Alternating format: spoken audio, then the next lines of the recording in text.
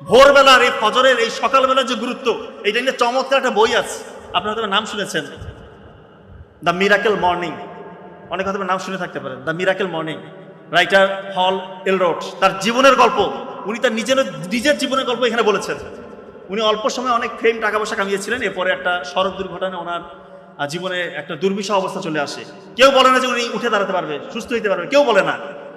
সব জায়গায় দাঁড়িয়ে দাঁড়িয়ে ঘুচে কি করলে পরে আমি আগের মতো আমার যে আল্লাহ তাআলা যে বরকতগুলো দিয়েছিল সেটা আমি আবার ফিরে পাবো। এক জায়গায় গেলেন, খুব শুভাকাঙ্ক্ষী, উনি বলতেছেন তুমি ফজরে উঠো, উঠে এই কাজগুলো করো, মানে সকালবেলা উঠতে বলেছেন। তা উনি বলেছেন ওনার নিজের জীবনের গল্প থেকে নেওয়া 6টা কাজ করতে বলেছেন সকালে উঠে। এই 6টা কাজ যদি কেউ করে সে নিশ্চিত সফল। এবং উনি পরে দেখিয়েছেন ওই স্টেজ থেকে ওনার যে হারানো গৌরব উনি ওটা খুঁজে পেয়েছিলেন। ওই 6টা কাজ কি? উনি 6টা কাজকে সংক্ষেপে বলেছিলেন সেভার্স ল, SAVERS, সেভার্স। এসতে হচ্ছে সকালে উঠে বলতেছেন, এসতে সাইলেন্স, নীরব থাকতে হবে, একটু ধ্যান করতে হবে। তা আমরা যেহেতু আমরা মুসলিম, আমরা ধ্যানটা কিভাবে করবো? রাসূলুল্লাহ সাল্লাল্লাহু আলাইহি ওয়াসাল্লাম আমাদেরকে শিখিয়ে দিয়েছেন। ফজরের নামাজের পর আপনি একটু বসে 33 বার সুবহানাল্লাহ, 33 বার আলহামদুলিল্লাহ, 34 বার আল্লাহু আকবার পড়েন। আপনার জীবনের যত গুনাহ, এটা যদি সমুদ্রের ফেনার মতো হয়, এটা ধুয়ে মুছে যাবে। এবং এখন তো আমরা অনেকেই হজ করতে যেতে চাই, খুবই ভালো, যাদের সামর্থ্য আছে অবশ্যই করব।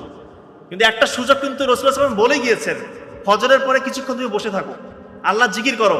এবার সূর্য যখন উদয় হয় তারপরে তুমি 2 রাকাত ইশরাকের নামাজ পড়ো। ইশরাকের নামাজ যদি কেউ পড়ে সে একদম কবুল হজ এবং কবুল ওমরা হজের সওয়াব পাবে।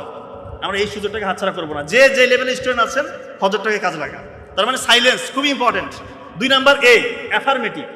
উনি বলেছে অ্যাফার্মেটিভ মানে ইতিবাচক চিন্তা করতে হবে, আমি পারবো, এই চিন্তাটা করতে হবে। আমাদের ব্রেইনের একটা সেন্টার আছে, ওই সেন্টারে RAS, রেটিকুলার অ্যাক্টিভিটি সিস্টেম চালু হয়ে যায় যখন আপনি কোনো কিছু নিয়ে পজিটিভ থিঙ্কিং করেন। ব্রেইন আপনাকে অর্গানাইজড হয়তো ওইভাবে পরিচালিত করে। আপনি যখন চিন্তা করবেন যে আমি এটা হব, ইনশাল্লাহ আপনি সেটাই হতে পারবেন। এটাই উনি বলেছে, অ্যাফার্মেটিভ, পজিটিভ চিন্তা করতে হবে, কখনো নেগেটিভকে জায়গা দিবেন না।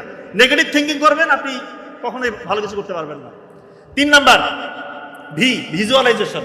উনি বলছেন আপনি যে স্বপ্ন দেখছেন, ধরেন আপনি হতে চান বিজ্ঞানী বা ডাক্তার, ইঞ্জিনিয়ার, BCS ক্যাডার বা আরো বড় কিছু উদ্ভাবক হতে চান, আপনি এখন থেকে ওইটা স্বপ্ন দেখেন, কল্পনার মধ্যে ওইটা নিয়ে চিন্তা করেন যে আপনি ওই কাজগুলো করতেছেন। আপনি কিন্তু এখন কিছু হন নাই, কিন্তু আপনার স্মৃতিতে ওইগুলো নিয়ে আপনি স্বপ্ন দেখতেছেন, ওই RAS চালু হয়ে যাবে, আপনাকে ইনশাল্লাহ ওই জায়গায় নিয়ে যাবে। চমৎকার সিস্টেম। SAVE, এটা হচ্ছে এক্সারসাইজ করতে হবে, অ্যারোবিক এক্সারসাইজ করবেন। অর্থাৎ যে এক্সারসাইজ করলে পরে আপনার শরীরে একটু ঘাম ছুটে, রক্তটা একটু টকবগে হয়, চলন্ত রক্তে কখনো রোগ জীবাণু বাধা পারতে পারে না। অনেকে আছে শুয়ে বসে দিন কাটে, এটা করবে না। ছেলে মেয়ে যে আছেন সকালবেলা উঠে আধা ঘন্টা একটু এক্সারসাইজ করবেন, একটু ঘাম ছুটাবেন, দেখবেন যে আপনার ব্রেনটাও চাঙ্গা হবে, আপনি সুস্থ থাকতে পারবেন। আর তো হচ্ছে রিডিং, পড়তে হবে। সকালবেলা উঠে এগুলো করলাম কিন্তু পড়লাম না, তা হলো না। পড়তে হবে এবং পড়ার সিস্টেম আমরা জানি যে 80 ভাগ নতুন পড়া পড়বো, 20 ভাগ পুরানো পড়া পড়বো। 80 ভাগ নতুন, 20 ভাগ পুরনো, মানে রিভিশন আপনাকে দিতে হবে, না হলে ওই পড়াটা লং টার্ম মেমোরি সেন্টারে রিজার্ভ হবে না। সর্বশেষ হচ্ছে স্ক্রাইবিং হচ্ছে লেখা।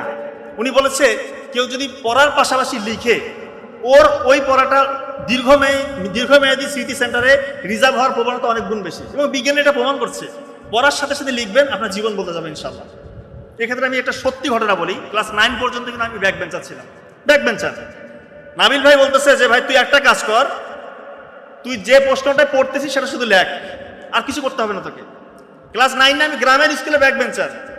সেই জায়গা থেকে আলহামদুলিল্লাহ শুধু একটা জিনিস আমি ফলো করছি, যে প্রশ্নটা ইম্পর্টেন্ট প্রশ্নটা আছে সেটা আমি পড়ার পাশাপাশি লিখেছি, আর কোনো কিছু করি নাই। আলহামদুলিল্লাহ। এরপর তো আপনারা সবাই জানেন ওই সময় গোল্ডেন A+, মেডিকেলের চান্স, BCS একবারে হওয়া, এগুলো আমি দুনিয়াবী সাফল্য মনে করি না, এবং আমার আত্মপ্রচারণা করছি না, শুধু একটা মেসেজ দেওয়ার চেষ্টা করছি। আমার মতো ব্যাকবেঞ্চার যদি একটা জিনিস ফলো করে হয়, আপনারা আমার থেকে 1000 গুণে ভালো। ইনশাল্লাহ আপনার ফজরকে কাজে লাগান, এই 6টা কাজ করেন, দেখবেন যে ইনশাল্লাহ জীবন বদলে যাবে।